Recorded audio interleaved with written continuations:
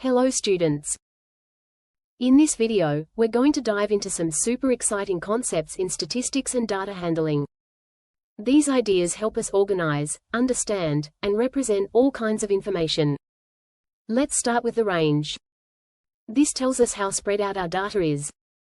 It's like a little math trick to figure out the difference between the largest and smallest numbers in a set. To calculate it, we just use this simple formula. Range equals maximum value minus minimum value. For example, if we have the numbers 3, 5, 7, and 2, the range would be 7 minus 2 equals 5.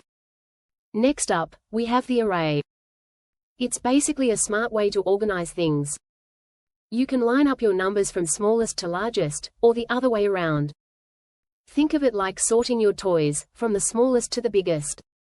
Now, let's talk about frequency. This helps us figure out how many times something shows up in our data. So, if you were counting balloons, the frequency would tell you which colors pop up the most often. When you need to count something quickly, you can use tally marks. They're super simple lines you draw to keep track of things. Imagine you're counting how many classmates love a certain subject. Tally marks make it easy. To organize all this information, we can use a frequency distribution table. It's a handy table that shows how often each thing appears. It's super useful when you're rolling dice or counting how many times a certain number shows up. There's also something called ungrouped frequency distribution. It's when you collect a bunch of information but don't sort it into groups. Like having a pile of toys and counting each one individually. On the other hand, grouped frequency distribution organizes information into groups. For example, you can group ages or numbers into ranges, like ages 3 to 4 or 5 to 6, to make the data easier to understand. When we group numbers, we use class intervals. These are ranges that include several values. For example, a class interval could be ages 3 to 4 or 5 to 6. Each class interval has a lower limit and an upper limit. The lower limit is where the range starts, and the upper limit is where it ends. It's like the starting and ending points of your group. Now, the size or width of the class interval is how big the group is.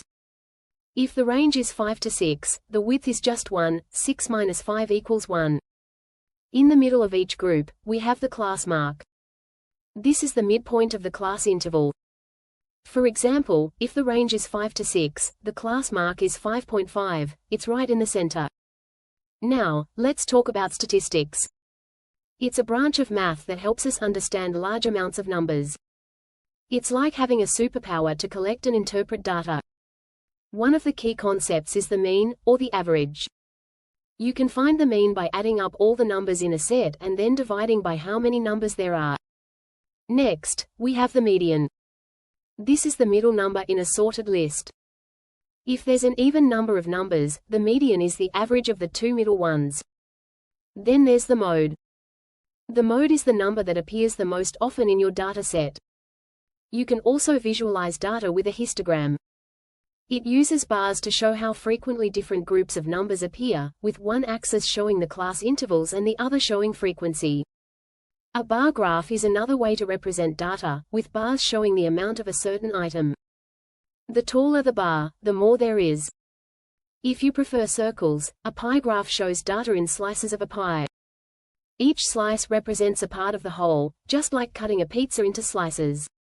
When we run experiments, like rolling dice or picking marbles, the result is called an event. And finally, we have probability. It's the chance that something will happen. The probability is always between 0, for impossible events, and 1, for things that are certain to happen. So, now that you know some of the key concepts in statistics and data handling, here's a quick question for you. What's the formula to calculate the range of a dataset? Share your answer in the comments. The complete curriculum for Class 8 is available on our channel. Check out all the links provided in the description below. Please make sure to like, share, and comment for more such videos.